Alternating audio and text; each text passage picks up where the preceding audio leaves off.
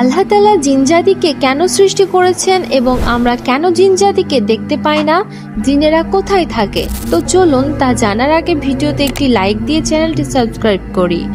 মহান আল্লাহ তাআলা বলেন, আমি জিনজাতিকে সৃষ্টি করেছি ধোঁয়াবিহীন আগুনের শিখা থেকে।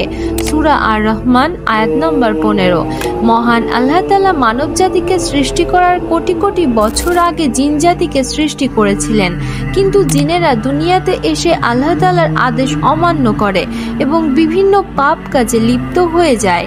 তাই মহান আল্লাহ তাআলা তাদেরকে অভিশপ্ত করেন এবং তাদেরকে পৃথিবী থেকে আড়াল করে দেন এবং মানব জাতিকে সৃষ্টি করেন।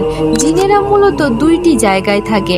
ইমানদার জিনেরা থাকে মসজিদ ও মাদ্রাসায়, আর বদকার জিনেরা থাকে নোংরা ও অপবিত্র জায়গায়।